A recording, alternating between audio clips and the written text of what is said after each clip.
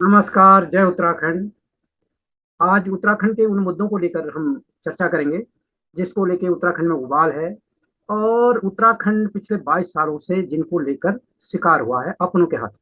उत्तराखंड राज्य बनते समय तो बाहर के लोगों ने किया, 29 संशोधन हुए, 26 संशोधन उत्तर प्रदेश की सरकार ने किए और 3 केंद्र सरकार ने की।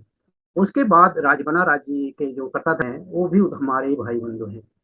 परंतु ये हमारे जो भाई बंधु हैं, इन्होंने कि भाई पिछले दरवाजे से भर्तियां हुई, अ, वो नकल माफियाओं के थ्रू पेपर लीक हुआ, तो कई चीजें आ रही हैं और इस पर गैर जिम्मेदारान जो अधिकारियों के बयान आ रहे हैं, क्योंकि पेपर लीक होना आम बात है या फिर हमारा विशेषाधिकार है।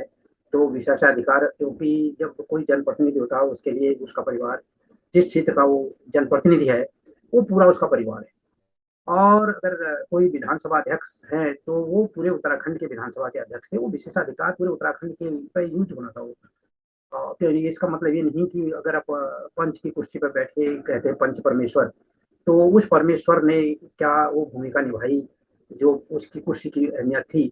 उस जिस राज्य की कुर्सी पर वो बैठा था, जिस क्षेत्र की विधानसभा पर हमारे विधायक आते हैं, जिस राज्य के मंत्रिमंडल में हमारे मंत्री होते हैं, क्या उस राज्य की कुर्सी में उस राज्य की जनता के हितों को ध्यान में रखकर उन्होंने निर्णय लिया, वो अपनी आत्मा में इसको मंथन करें और इस बात का विचार करें, क्योंकि अगर वो उत्तराखंड का मंत्री है तो पूरे उत्तराखंड के बारे में, पूरा उत्तराखंडियों के हितों की जिम्मेदारी उसके कंधों पे है।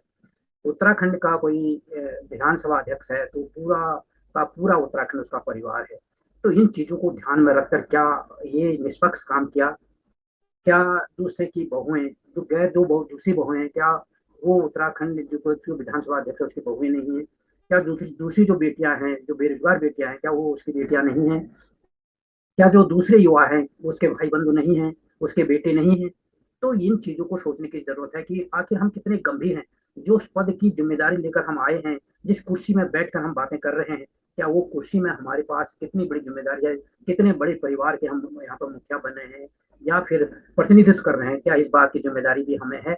इस बात पर हम चर्चा करेंगे। उस चर्चा को आगे बढ़ाने से पहले मैं आपको राणा जी का गाना है, क्योंकि इसमें जो सबसे दुख देने वाली बात है कि लड़ाई तो राज्य बना, तो राज्य बनते समय तो हमें बाहर के लोगों ने लूटा था।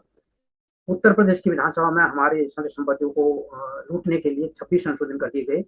दिल्ली में हमारे हाथ काट काट दिए गए और 3 संशोधन और कर दिए गए और उत्तराखंड के जितने भी संसाधन थे, जो भी संभावनाएं थी, उन पर टाका डाला गया राज्य बनते समय। राज बनने के बाद जितना भी हमारे पास था, तो हमें कोशिश करनी थी, मेरे पास जो भी मेरे पास चीजें बची हैं, मैं उनको डेवलप करूं, उनका विकास करूं और उनको सारे परिवार के, सारे उत्तराखंड परिवार जो हमारा है, उनको सही ढंग से व्यवस्थित करूं, उनको उनको यूज करूं और उसका आउटपुट भी उनको दूं। ये जिम्मेदारी थी जो उत्तराखंड की सत्ता में आई। परंतु हुआ क्या, जब सत्ता में ये लोग आए तो इन्होंने कभी ये नहीं सोचा कि हम उत्तराखंड में उत्तराखंड के लोगों के लिए आए। इन्होंने सोचा जो प्रक्रिया हमारे साथ दिल्ली में बैठे लोगों ने की, जो हमारी हालत लखनऊ में बैठे लोगों ने की, उससे भी बदतर हालत इन्होंने यहाँ पर की। क्योंकि इन पे जो जो यहाँ पे जो इन पे जो इनका गुरु थे, जो इनके जिनके शिष्य हैं, वो वही लोग थे और ये यहाँ इनको एक क्या बन गया, इनका वो मुखिया बन गए।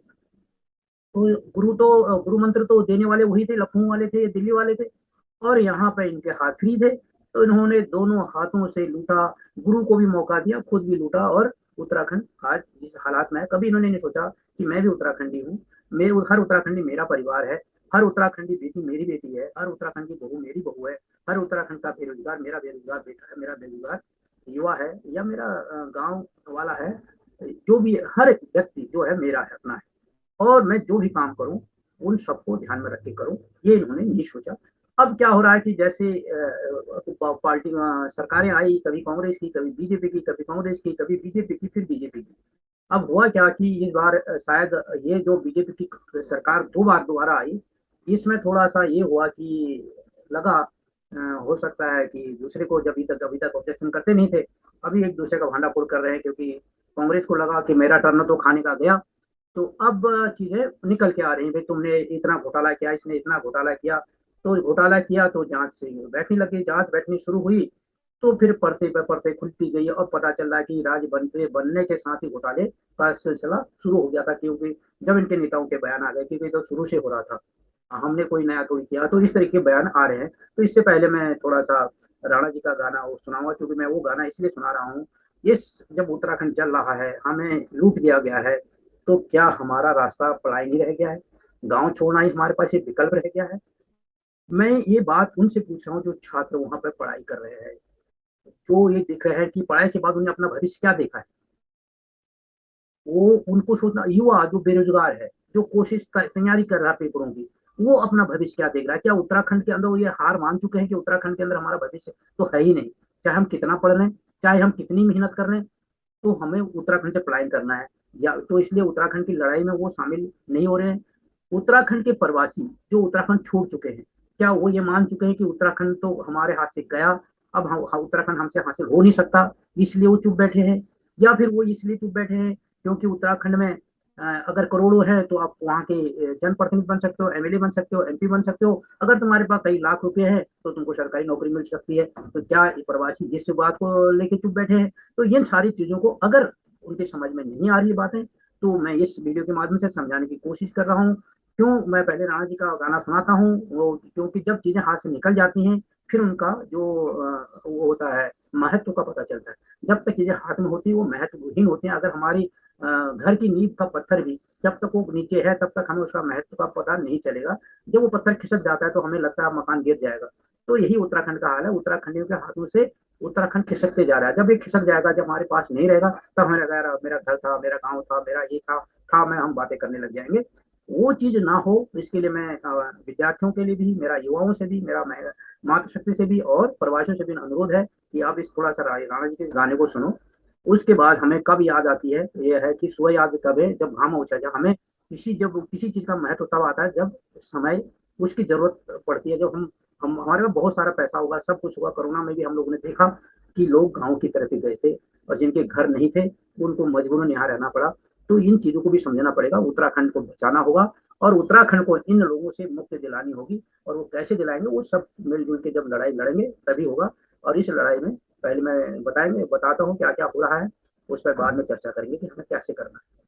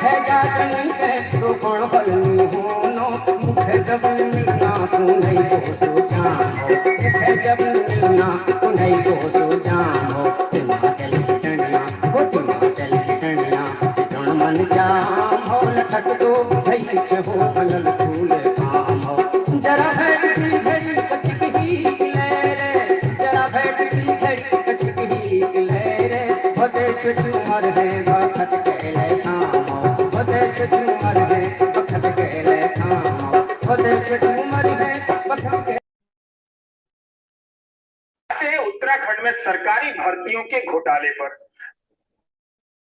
पेचीदा है, लेकिन ध्यान से सुनिए। हर दिन नए नए तथ्य सामने आ रहे हैं।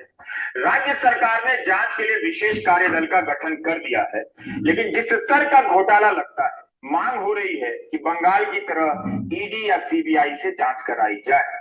सीबीआई और ईडी का इंतजार उत्तराखंड में हो रहा है, मगर दिल्ली से टीम रवाना नहीं हो रही। इस घोटाले से कोई भी विभाग नहीं बचा है। एक विभाग की भर्तियों में घोटाले की बात सामने आती है तो अगले ही दिन दूसरे विभाग की भर्तियों के घोटाले के राज खुलने लग जाते हैं।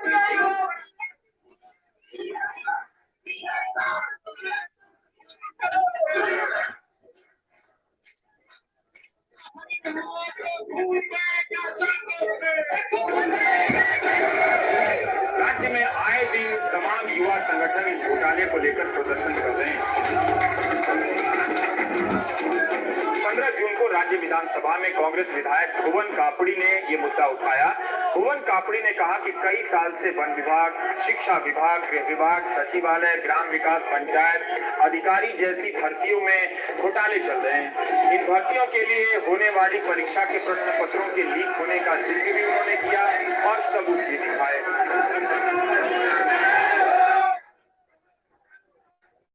2016-17 में वीडियो का एग्जाम रद्द हुआ, जो कि अधीनस्थ सेवा चयन आयोग के द्वारा कराया गया। फॉरेस्ट गार्ड भर्ती, जिसमें खुदा आपको सोशल मीडिया के माध्यम से दिखाए देखने को भी मिला कि खुली इसमें धांधली हुई और 57 लोगों पर कार्रवाई करी। उसके बाद सहायक लेखाकार का एग्जाम हुआ, उसको रद्द किया गया। वन दरोगा का एग्जाम हुआ, वो कोर्ट में लंबित है। यूपीसीएल का भी एग्जाम हुआ, उसको रद्द करना पड़ा। वीडियो वीपीडीओ का एग्जाम हुआ, उसमें सारे लोग कोर्ट गए हुए हैं। मैं आपसे ये कहना चाहता हूं कि उत्तराखंड के युवाओं को आपके संरक्षण की आवश्यकता है। उसके बाद से राज्य के अखबारों में इस घोटाले को लेकर अनेक खबरें छप चुकी हैं। सोशल मीडिया में भी ये मुद्दा छाया हुआ है।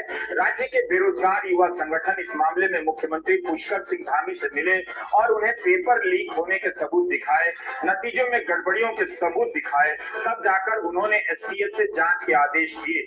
शुरुआती जांच में पता चला कि जो उम्मीदवार इंटरमीडिएट की परीक्षा में सिर्फ 35 अंक लेकर आया है, वही 40 दिन बाद हुई ग्रेजुएट स्तर की परीक्षा में सर्वाधिक 92 अंक लाया है।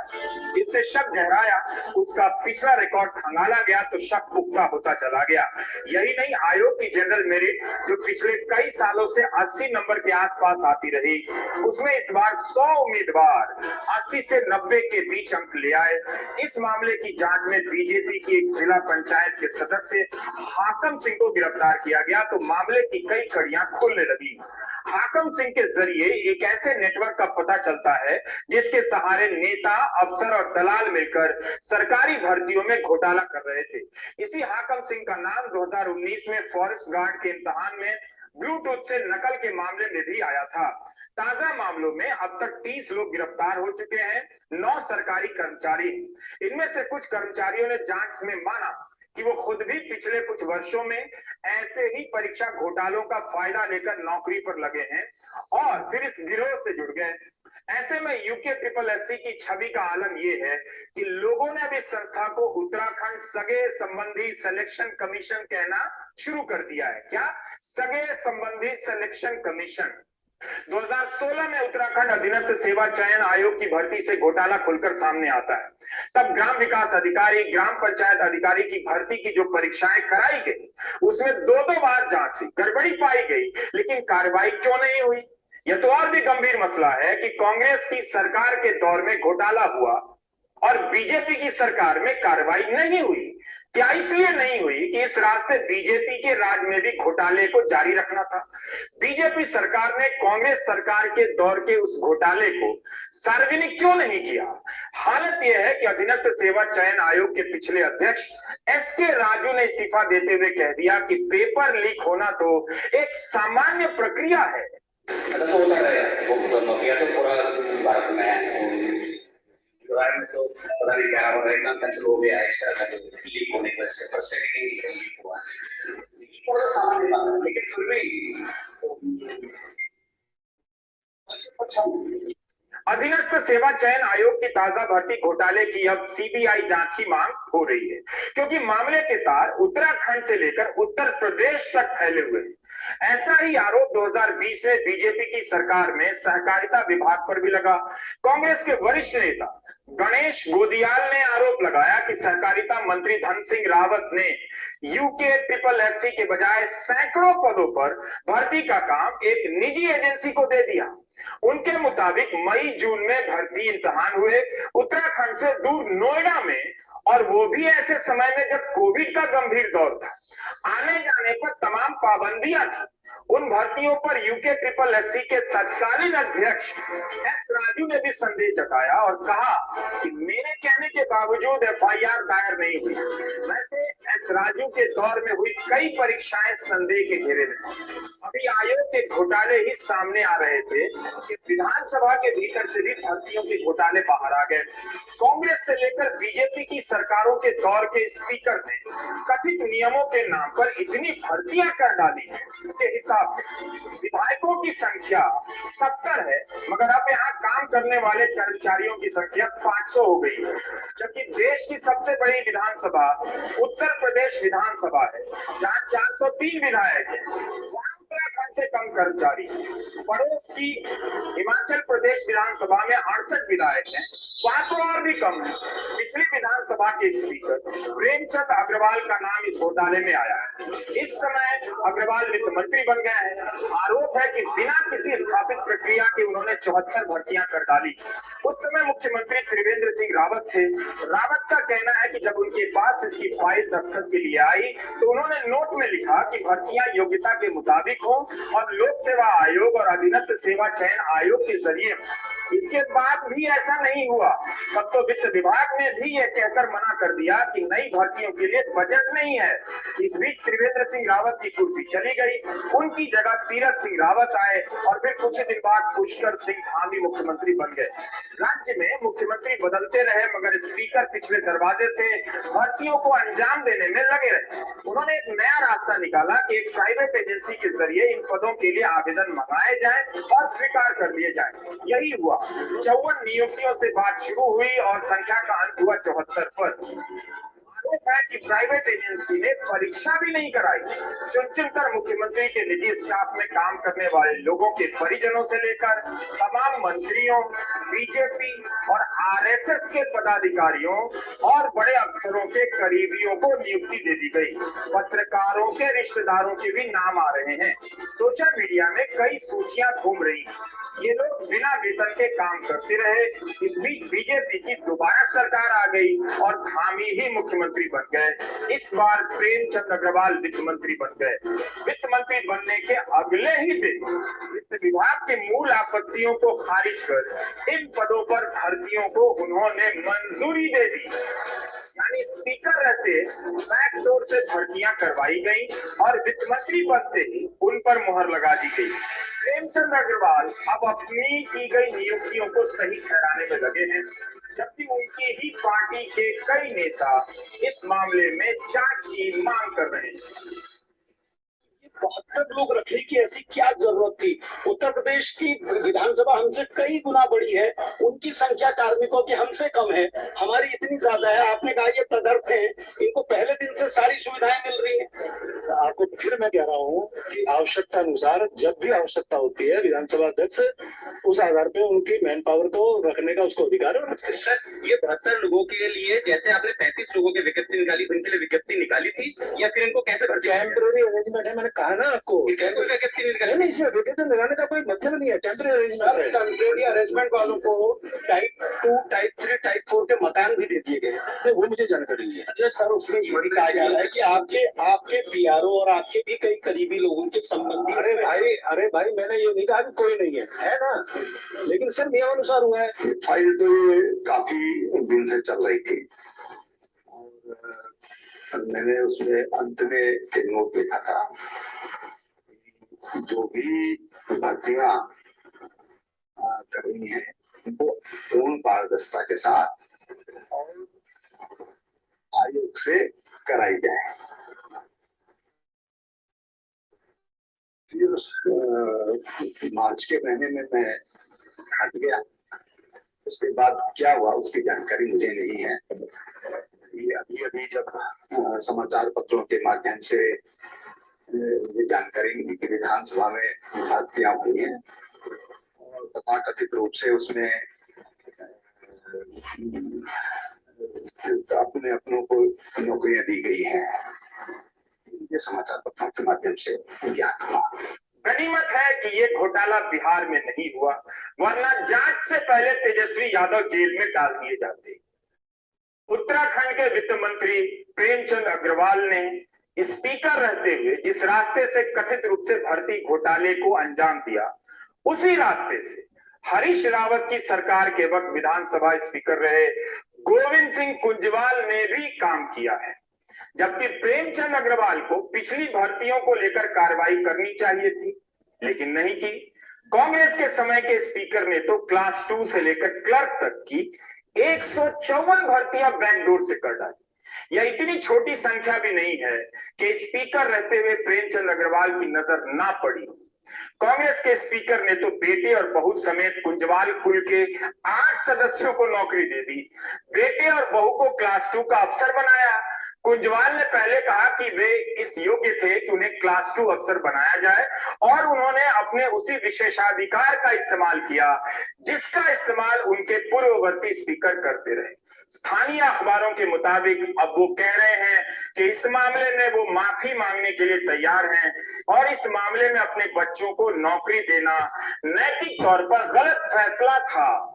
मेरे ऊपर एक आरोप ये लगा दिया गया, कल ये लगाया कि आपने अपने लड़के और अपनी बहू को लगाया है। तो मैं बताता हूँ, इस प्रदेश के मुख्यमंत्री ने भी अपने बहू और लड़के को लगाया है। ये प्रारंभ से परिपाटी चली है। मुख्यमंत्री के सिफारिश पर लोग लगे हैं, उनके रिश्तेदार लगे हैं। तो मेरा साफ ये कहना है, मैंने 158 नियुक्तियां करी हैं। उसमें मैंने अपने जनपद, अपने क्षेत्र से लेकर के प्रदेश के, मतलब ऐसा क्षेत्र कोई नहीं हुआ जहाँ की नियुक्तियां मैंने नहीं करी हूँ। और बहुत से नेताओं की सिफारिश पर भी मैंने नियुक्तियां करी हैं। और मैं दावे के साथ कह सकता हूँ, पूर्व मुख्यमंत्री की सिफारिश पर भी काम हुआ होगा, लगे होंगे एक आध। कुछ अधिकारियों की सिफारिश पर भी मैंने लगाए हैं। इतने साल से नौकरी का मुद्दा राजनीति के केंद्र में है, फिर भी इसकी पारदर्शी व्यवस्था नहीं बन पाई। रोजगार के क्षेत्र में युवाओं की हिस्सेदारी घटती जा रही है। ऐसा लगता है कि मान लिया गया है कि हमारे युवा व्हाट्सएप यूनिवर्सिटी के फॉरवर्ड मैसेज के आगे सोचना बंद कर चुके हैं। उन्हें जैसा कहा जाएगा वैसा ही करेंगे, लेकिन आप दर्शक वैसा कभी मत कीजिएगा। बात में क्या युवाओं को इस समय चुप बैठना चाहिए? क्या छात्रों को चुप रहना चाहिए? क्या प्रवासियों को चुप रहना चाहिए? क्योंकि हाँ, इन सब की भूमिका से वो राज्य बना है। वहाँ की माता बहनों को चुप रहना चाहिए। इन सब ने मिलकर राज्य बनाया, एक खुशहाल राज्य का सपना देखा था, सोचा था हमारा राज्य होगा तो हम लोगों को वहाँ रोजगार मिलेगा। वहाँ पे ऐसी ऐसी खबरें आ रही हैं कि बिहार से लोगों को लाकर, अपने रिश्तेदारों को लेकर वहाँ पे नौकरियां दी गई, उत्तराखंड के लोगों को नौकरियां नहीं दी। तो इसका जो सबसे बड़ा कारण है, तो कहीं ना कहीं हमारी चुप्पी भी है। आज चुप्पी तोड़ने का समय है, और अगर आज हम चूक गए तो राणा जी ने कहा, जो अभी हम गाना सुन रहे थे राणा जी का, कि भाई अन्यार लागवे कार को पश्चिम नहीं आने वाली बात है, कोई किसी के पीछे नहीं आता। और ठीक है, एक एक करके सारे जाएंगे, लूटते रहेंगे। घर खाली रहेगा तो लुटेरा आराम से लूटेगा। जैसे हम वहाँ खबर भी सुन रहे हैं कि जिन घरों में ताले लगे हैं वहाँ चोरियां हो रही हैं। आराम से वो खाना भी पका रहे हैं, खाते भी हैं और लूट के भी ले जाते हैं। और वो ही वहाँ के जनप्रतिनिधि भी कर रहे हैं, वो देश को लूट रहे हैं, डकैत वहाँ के घरों को लूट रहे हैं, और वहाँ का जो भू माफिया वहाँ की जमीनों को लूट रहा है। अब इसके लिए कहीं ना कहीं जो लोग पलायन कर चुके हैं, प्रवास में हैं और पहाड़ के बारे में नहीं सोच रहे हैं, उत्तराखंड के बारे में नहीं सोच रहे हैं, उनको भी थोड़ा सा इस चीज पर विचार करना चाहिए। नौजवान जो ये सोच रहा है कि उत्तराखंड में कुछ नहीं है, उत्तराखंड में बहुत कुछ है, हमारी जड़ें हैं, रोजगार यही है, हमको यहाँ पैदा करने हैं रोजगार। क्योंकि जब जो चीज बाहर हो सकती है, जो चीज दिल्ली में हो सकती है, जो चीज बेंगलोर में हो सकती है, जो चीज पुणे में हो सकती है, वो उत्तराखंड में क्यों नहीं हो सकती है? क्यों आज की डेट में सारा सर्विस सेक्टर है। कहीं भी जो एक उत्पादन था वो कुछ नहीं हो रहा है, विदेशों से चीजें आ रही हैं, और यहाँ पर मार्केटिंग हो रही है। तो वो वाली बात तो है नहीं कि उत्तराखंड में उत्तराखंड में और जो सारा व्यापार है, जैसे आईटी सेक्टर है, आईटी सेक्टर की बहुत बड़ी संभावना है। अगर सरकारें उस पर काम करें तो एक बिल्डिंग खड़ी कर दे रहे हैं, उसमें सैकड़ों ऑफिस खुल रहे हैं और कई लोगों को रोजगार मिल रहे हैं। तो इस तरीके का अगर वहाँ पे संभावनाएं तलाशी जाए तो वहाँ पर रोजगार की कमी नहीं है। जैसे हमारे वहाँ से युवा निकल कर यहाँ पे निजी कंपनी में नौकरी कर रहे हैं, अगर वहीं पे उनको वही निजी नौकरियां मिल जाए तो फिर पलायन करने की जरूरत ही क्या है। और उत्तराखंड की जो गांव है, जो वहाँ की जमीन है, उनको उस पर भी ध्यान देने की जरूरत है। वहाँ पर अगर पैदावार अच्छी होगी, लोगों को वहाँ पर जो वहाँ के पौराणिक जो कारोबार है, अगर उसको हम उस पर कुछ नई चीजें जोड़ें, उसका जो नया डेवलपमेंट करें और उसको नए तरीके से विकसित करें, तो निश्चित तौर पर एक बेहतर उत्तराखंड देखा जा सकता है। परंतु वहाँ पर अभी जो फोकस है, अभी 22 सालों का जो अध्ययन जो निचोड़ आ रहा है बाहर निकल के, कि इनका फोकस केवल ये रहा कि कैसे उत्तर प्रदेश और दिल्ली ने लूटा उत्तराखंड को, और उससे बेहतर, उससे ज्यादा हम कैसे लूट सकते हैं, उस पर काम अभी तक 22 सालों में हुआ है। और इन चीजों को रोकने के लिए युवाओं को, छात्रों को और प्रवासियों को, हमारी माता बहनों को सड़कों पर उतरना पड़ेगा और इन चीजों को रोकना पड़ेगा। हमें इनकी तिरभानों में इनको मजबूर करना पड़ेगा कि तुम्हें चुना है, जिस क्षेत्र ने चुना है, तो उस क्षेत्र की पूरी जिम्मेदारी, वो क्षेत्र पूरा तुम्हारा परिवार है।